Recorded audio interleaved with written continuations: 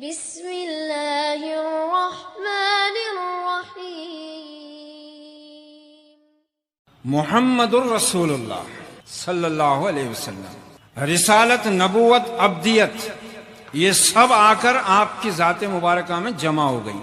آپ امام الانبیاء، آپ کو جو ساتھی ملے وہ ساتھی کسی نبی اور رسول کو نصیب نہیں ہوئے۔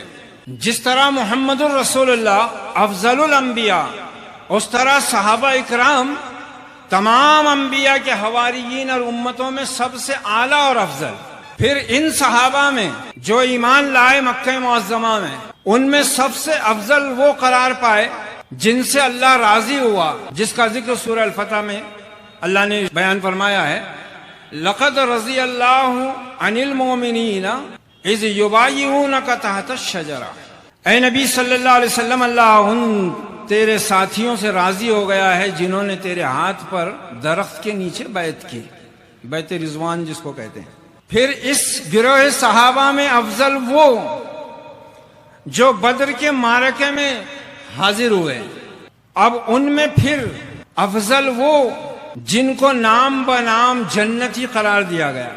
پھر ان میں بھی افضل وہ جو خلفائے راشدین کہلائے۔ یہاں عظمت کا پورا سیلاب ہے، ہر صحابی کا اپنا ایک مقام ہے۔ کسی صحابی کو ہم اس کے مرتبہ و مقام سے نہ بڑھا سکتے ہیں نہ نیچے دکھا سکتے ہیں۔ صحابی کے بارے میں کسی بھی قسم کا بغض دل میں رکھنا ایمان کے منافی ہے۔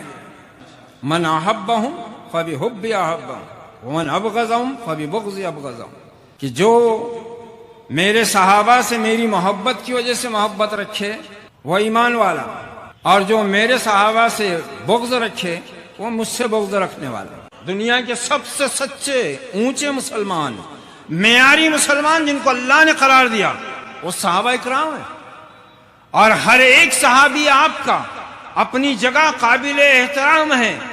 یہ ابو بکر صدیق ہیں، عمر فاروق ہیں، عثمان غنی ہیں، علی ابن ابی طالب ہیں، یہ خلفائے راشدین ہیں۔ ان کی جو ترتیب ہے اسی ترتیب سے اللہ اس کے رسول نے ان کا مرتبہ و مقام متعین کر دیا ہوا ہے۔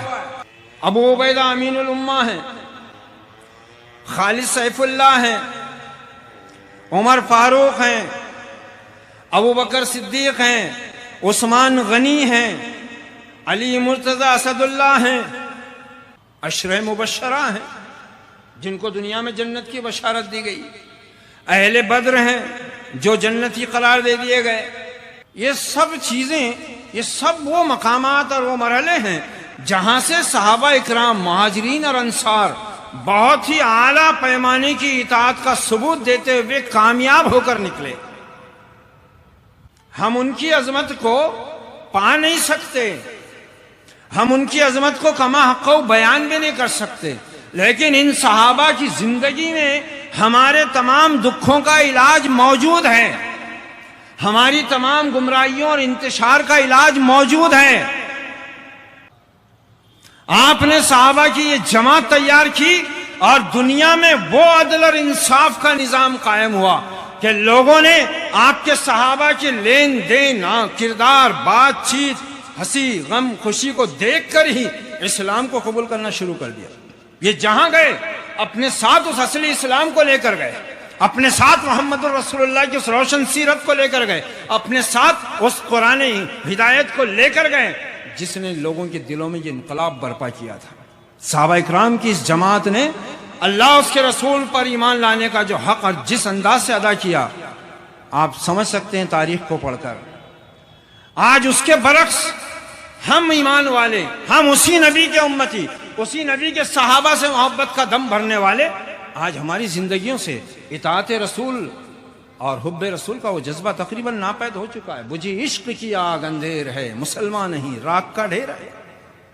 اس جماعت صحابہ نے اس دین کو 30 سال کی خلافت راشدہ نے آدھی سے زیادہ دنیا کو اسلام کی روشنی سے منور کر کے اپنا نقش چھوڑ دیا۔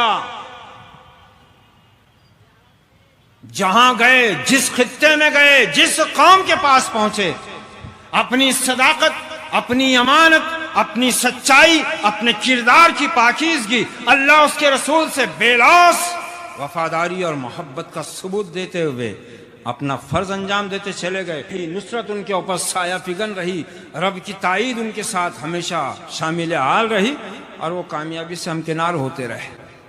صحابہ اکرام کی جو فضیلتیں ہیں وہ اپنی جگہ متعین ہیں، لیکن جس طرح دیگر فتنے اس امت میں پیدا ہوئے، زندیقوں نے، یہودیوں نے، رافضیوں نے صحابہ اکرام کی عظمت پر بھی شبخون مارا تاکہ ملت کو عقیدے میں بانٹ کر، فتنوں میں مبتلا کر کے وہ اپنا مقصد پورا کر سکے۔